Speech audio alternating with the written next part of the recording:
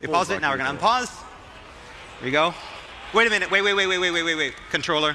I just want to show. Look. This is not a video. Okay. あんなかっこ悪い動きしないでくれるかな。 I'm sorry. Yeah, I made Clive look bad in that, but you know, I had to show you it was real. Welcome back to another video. So we're finally starting to see games that are next gen or this gen. We're in this gen, but we really haven't seen anything yet that takes advantage of just these consoles in this generation. Everything's cross generation. So even with something like Diablo here, I feel like they're at least doing things very differently on this generation's platforms, the PlayStation 5, the Xbox Series X, and you're getting things much bigger than resolution or frame rate increases. Even in the case of Diablo here, there are graphical techniques being used that are not going to sort of skew backwards to last generation consoles. But I want to focus in on two games here. The first you saw already, Final Fantasy, and the demo and the presentation that they had recently just blew me away. I think everybody, when they saw this, thought, wow, this is really a current generation game. Finally, we have something that just looks like, plays like, feels like something you could not have last generation. So right off the bat, I want to point out that once everyone saw this preview, this demonstration, no one's looking at this. Even today, no one's thinking about resolution or frame rate. We're all looking at the graphics of this game, and we're all agreeing that we're blown away by it. Take a look at the detail in everything on this game.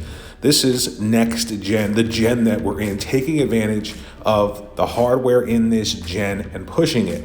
The lighting, the polygon count, the character models, the gameplay. This is something that just completely blew me away. Now, I have to admit, I wasn't sold, and I'm still not sort of sold on the setting, the medieval fantasy-esque. It doesn't really feel Final Fantasy to me. However, I am more excited than ever now after seeing this to get into this story. It kind of reminds me of a Final Fantasy 12 type of setting. And once I played that a little bit, it kind of gelled with me, so I'm hoping that happens with this, but I can't deny that it is one of the best looking games I've seen so far this generation. One thing I'm really happy about is the combat. I know a lot of people love that turn-based, old school Final Fantasy combat. I never liked turn-based combat. It was born out of sort of the limitations of the older 8-bit consoles, but I like the idea of action-oriented combat, almost like a realistic style of combat. You're walking into a group of enemies and you start the fight. Now, I'm sure there is a lot of depth to the combat. I'm sure there's a lot of strategy and planning, but I do like that sort of fast-paced, almost like a Devil May Cry type of gameplay in a Final Fantasy game. And of course, it's not going to be just straight action. They're going to cultivate it in a way that makes it like a role-playing game should be, because it's a Final Fantasy game, it's a role-playing game. But I think they've, over the years, taken that combat style of action and sort of morphed it into an RPG in a way that makes sense, if that makes sense. And I like that idea about it. It's always been sort of progressing in a way that I've liked, and it looks like it's just phenomenal. Look at the open world here.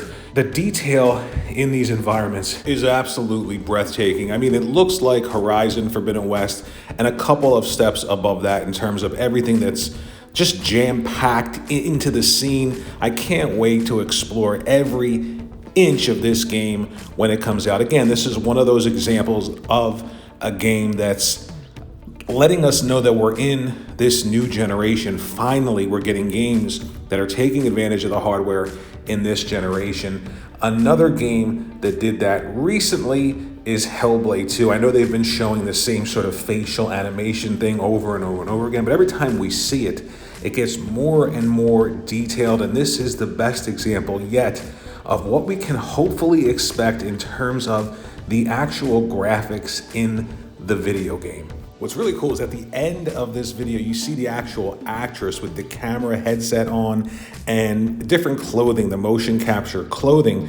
But what you're seeing in the beginning and then this scene is the actual facial capture technology, the actual in-game model. So it is so precise. It is that uncanny valley. It is photorealism. Now, I know there isn't anything else being rendered on the screen yet. And of course, when you get the game rendered in the background, the polygon count will have to sort of decrease for the character model. But if they can get even close to this in the cutscenes and they're real time, they're using the actual game engine, and then the in-game engine can look close to this, the environments can look close to this, this is going to be absolutely incredible. 2 games that sort of demonstrate we're moving finally into this generation, not being held back by last generation hardware. Let me know what you think in the comment section below about these 2 games in general. Are you super excited for Final Fantasy? Are you really excited for HellBlade 2? Think about liking and subscribing, and I'll see you all in the next video.